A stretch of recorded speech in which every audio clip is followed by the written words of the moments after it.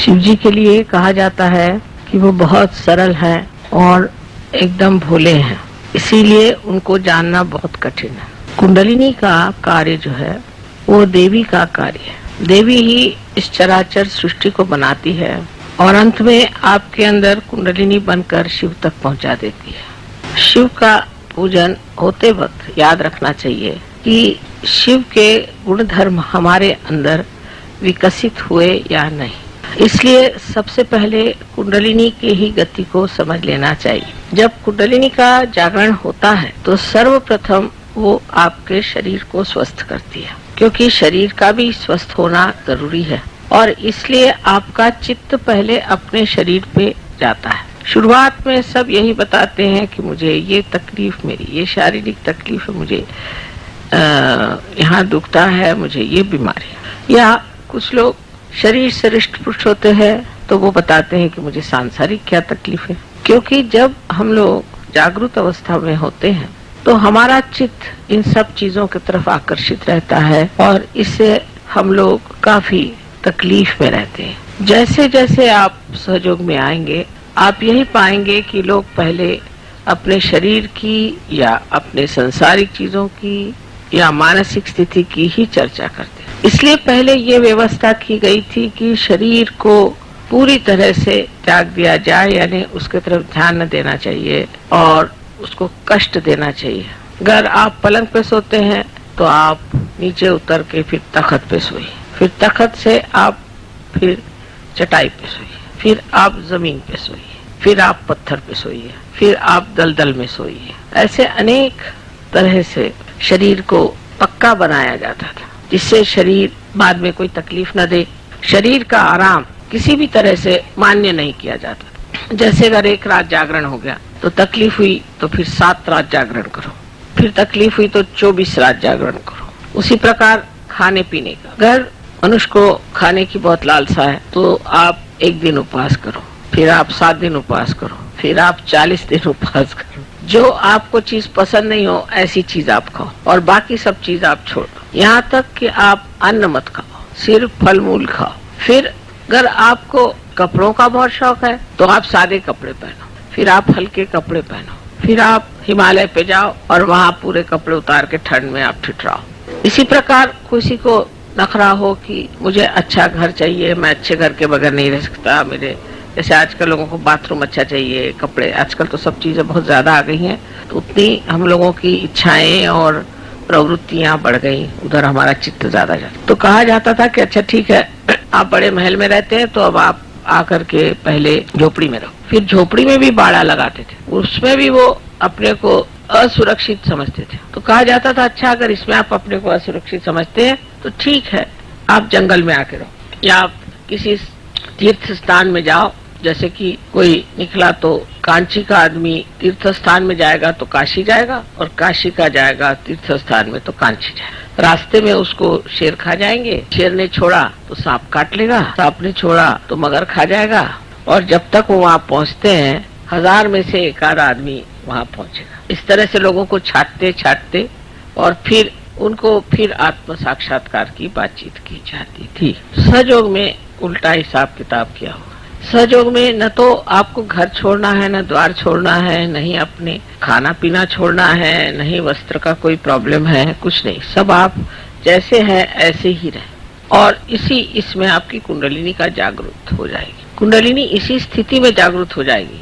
पहले तो एक हिरण का चर्म बिछा के उस पे बैठ के साधना करके फिर आपकी तपश्चर्या होगी। उसके बाद आप बहुत दिन तक भूखे मरिएगा, एकदम आपकी हड्डियां निकल आएंगी। तब भी फिर परीक्षा होगी, आपको उल्टा टांगा जाएगा, कुएं में डाला जाएगा 2-3 बार, देखा जाएगा किस हालत में आप हैं। उसके बाद अगर आप जिंदा रह गए तब फिर कहीं जा करके चर्चा होगी। अब सहयोग में उल्टा कारभार। पहले तो हमने ऊपर का शिखर बना दिया, खोल दिया शिखर, सहस्त्रार खोल दिया और सहस्त्रार खोल के अब कहा कि आप ही लोग अपने को ठीक करें। लेकिन तो भी हम लोग समझ नहीं पाते कि सहयोग बहुत ही कठिन चीज, जितनी सरल है उतनी ही कठिन है, शंकर जी जैसे। क्योंकि हमारे अंदर अनेक नाड़ियां हैं और उन नाड़ियों को खोलने का एक ही तरीका है कि हमारा चित्त जो है वो इधर उधर न उलझे।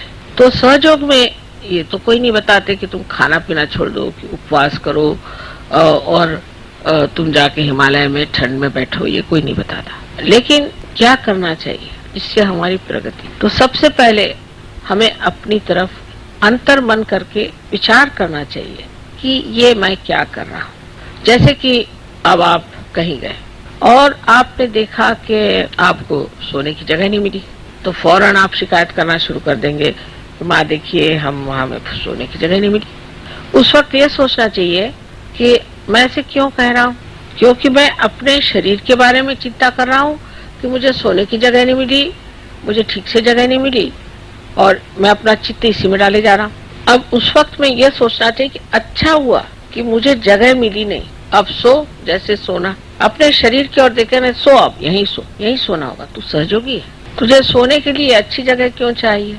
दुनिया में कितने लोग हैं रास्ते पर सो जाते। तू कौन बड़ा भारी हो गया कि तुझे सोने के लिए अच्छी जगह चाहिए? और लोग तो खड़े खड़े भी सो जाते हैं, तू खड़े खड़े क्यों नहीं सोता? और फिर सोना भी क्या जरूरी है? अपने को समझता क्या है तू? ऐसे अपने शरीर से प्रश्न पूछना चाहिए। एकदम आफत आ जाए अगर कोई एक बार खाना न खाए तो। मैंने देखा है आफत आ जाती लोगों पर अगर एक बार खाना न मिले। अगर एक दिन खाना नहीं मिले तो बहुत अच्छा सोचना चाहिए, अच्छा हो गया अब मैं देखता हूँ तुझको क्या होता है तेरा, तू मर जाएगा क्या?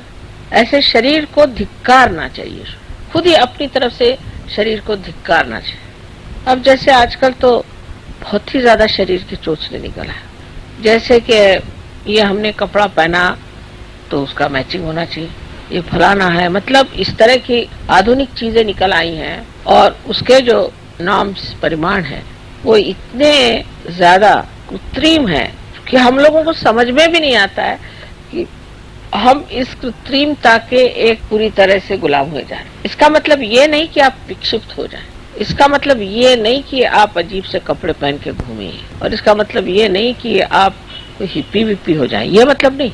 और समझ लीजिए किसी स्त्री को एक मैचिंग ब्लाउज नहीं मिला तो उसको तो लगता है कि वो गई काम से बिल्कुल खत्म। पहले जमाने में कोई मैचिंग पहनता ही नहीं था, अब अगर उसके मैचिंग फिर वो स्वेटर नहीं मिला तो फिर तो समझ लीजिए कौन देखता है आपको क्या पहने न पहने। और ऐसे कौन आप देखने से कौन आप कोई ऐसी विभूति है कि आपको देखने से किसी का आज्ञा चक्र खुल जाएगा, कि किसी का कोई यंत्र खुल जाएगा, कि कोई ऐसी बात हो जाएगी? कुछ भी नहीं। उल्टे आपको देखने से तो कोई पकड़ जाएगा आदमी। कभी कभी तो मैं आंख झुका के चलती हूँ, लोग कहते हैं कि माँ तुम आंख क्यों झुकाते हो? मैं कहा भैया ठीक है चलने दो, लेकिन हिम्मत भी करनी पड़ती कि भाई ये आंख है, इसको तो काम करना ही है और इसके काम बहुत है।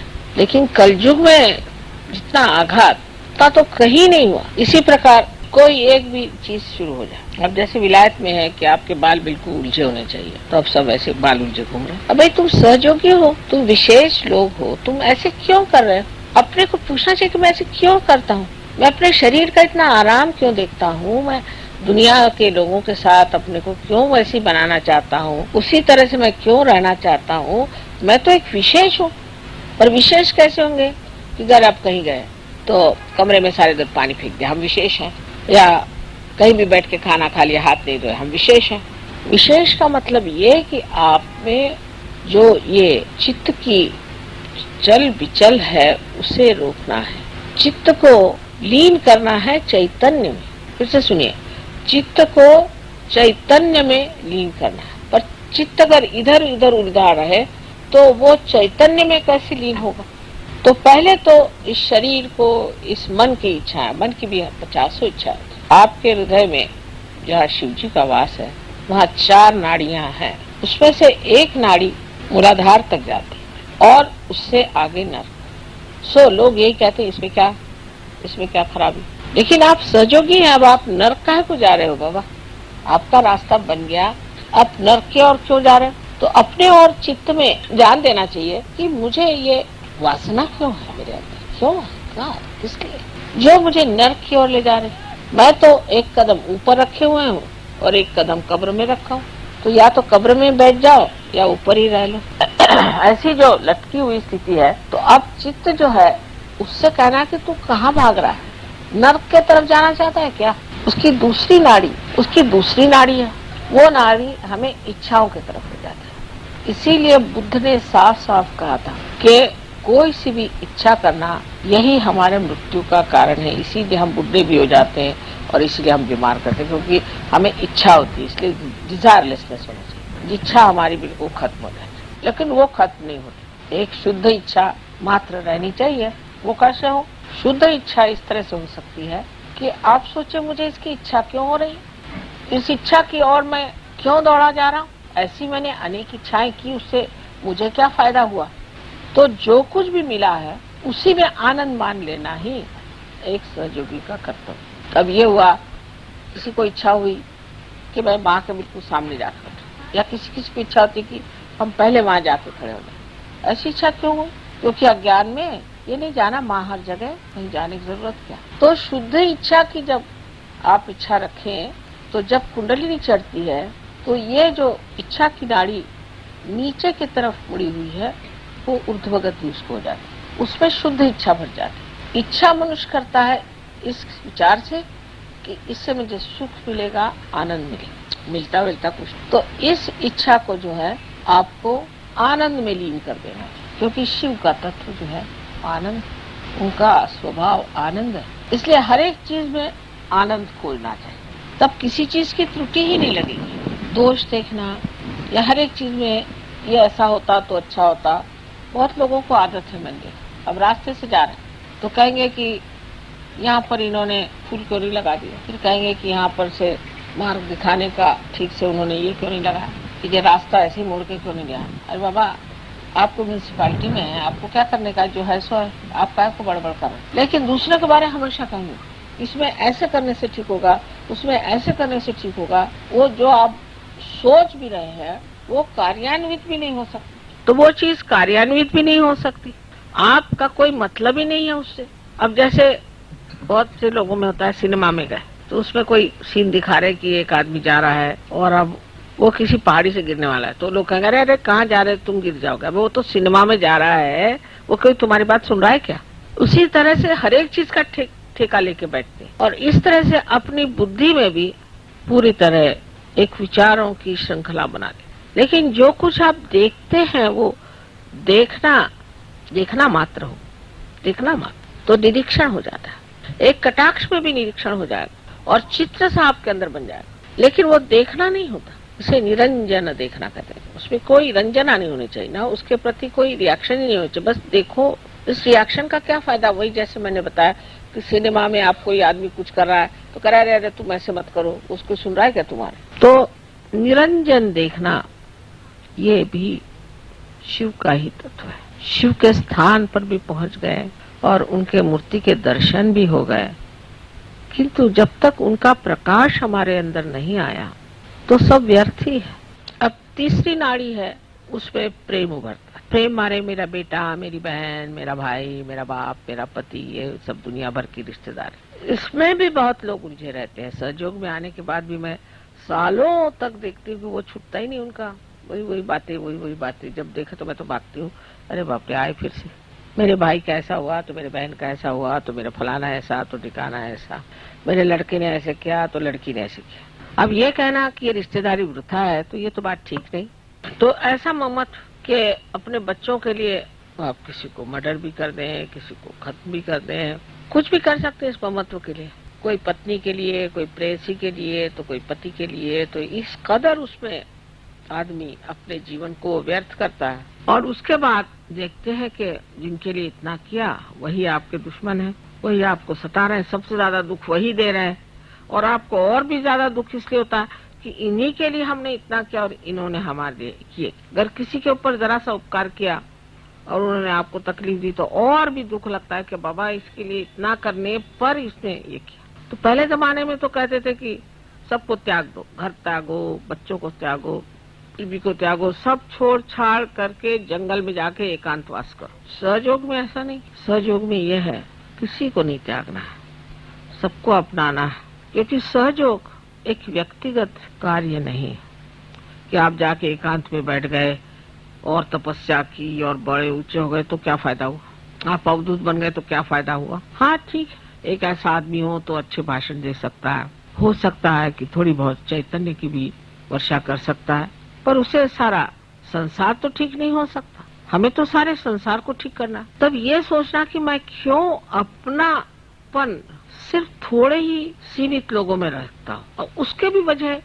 एक साथ थे वो, कह वो मुझे बहुत अच्छे लगते। मैंने कहा क्यों? कह उनके बाल बहुत अच्छे। तो मैंने कहा क्या आपको बाल अच्छे लगते कि वो अच्छे लगते? फिर कोई कहेंगे कि साहब वो उनका हमारे साथ बर्ताव बहुत अच्छा।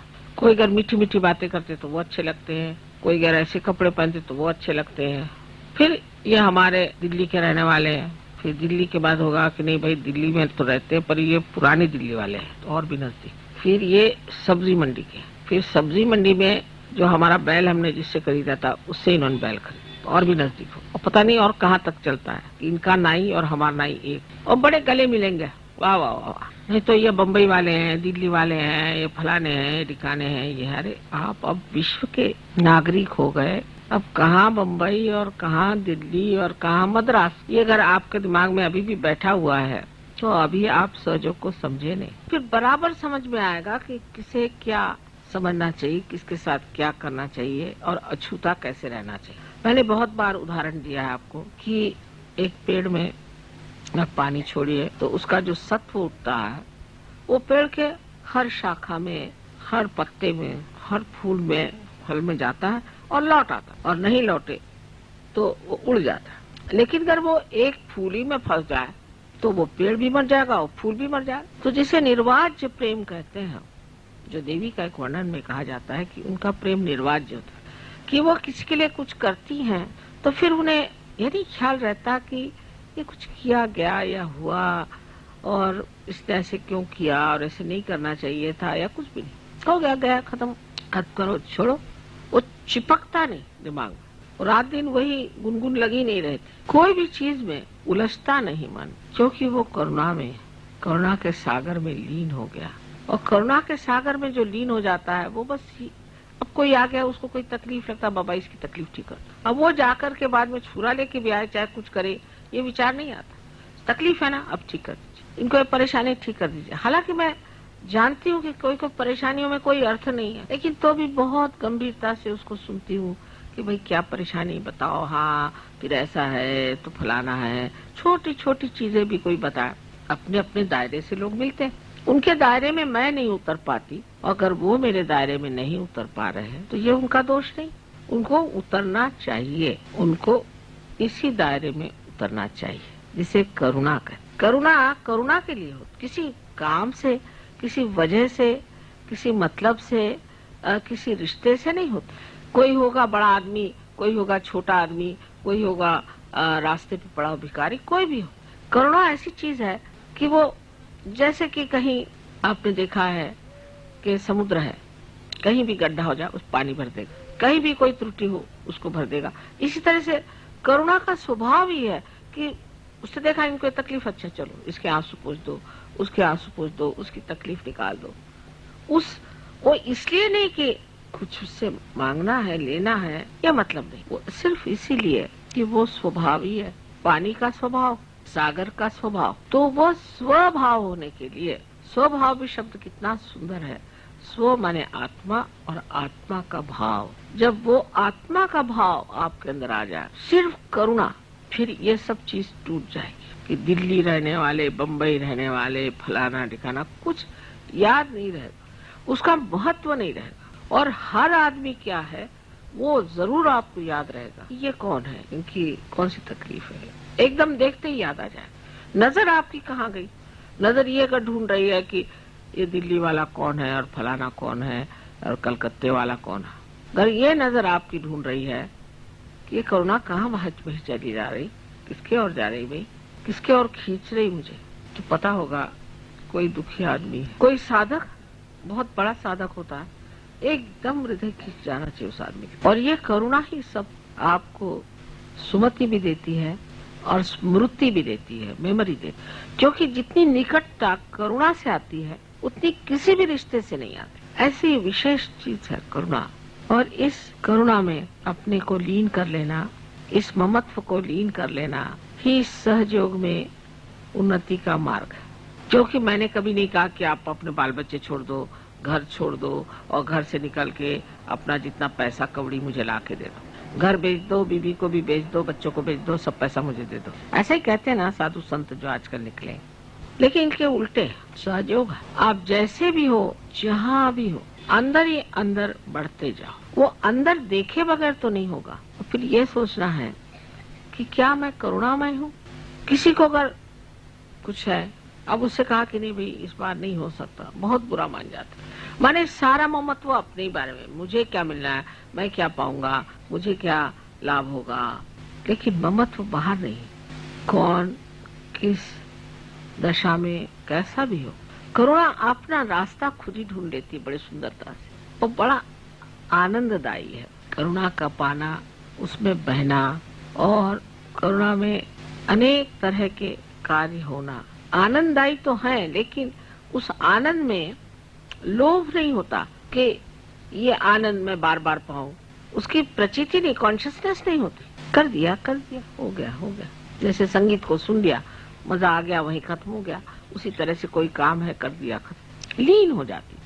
अब चौथी जो हमारे अंदर नाड़ी है वो अत्यंत महत्वपूर्ण है हृदय में, और वो चौथी नाड़ी कुंडलिनी के जागरण से ही जागृत होती है और लेफ्ट विशुद्धि से निकल के और मस्तिष्क में जा करके कमल को खिलाती है। जब हमारा चित्त इन सब चीजों में लीन हो जाता है तो जैसे कि इस कमल में जीव आ जाता हो, या इसमें कोई शक्ति आ जाती हो, या ऐसा समझ लीजिए कि जैसे कोई एक पौधे में पानी पड़ जाए तो वो जैसे अपने आप बढ़ता है, इसी प्रकार ऐसा शुद्ध चित्त जिस मनुष्य का हो जाता है, उसके हृदय की कली खिलती है और वो कमल रूप होकर के सहस्त्रार में छा जाता है। फिर उसका सौरभ, उसका सुगंध चारों ओर फैलता है और ऐसा मनुष्य एकदम नतमस्तक हो जाता है। एकदम नतमस्तक होकर के सबके सामने झुका रहता है। कोई अगर कहता है कि आपने बड़ा मेरा काम कर दिया,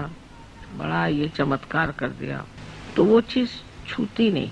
जैसे कि आनंद की लहरें बाहर की ओर तट पे जाकर के नाद करती हैं किंतु वापस नहीं लौटती, उसी प्रकार जिस मनुष्य की यह स्थिति हो जाती है उसका सारा कार्य बाहर निनाद करता है, आवाज करता है, उसका असर बाहर दिखाई देता है तट पर, उसके अंदर इसका कोई भी परिणाम नहीं है, ख्याल भी नहीं आता, विचार भी नहीं आता।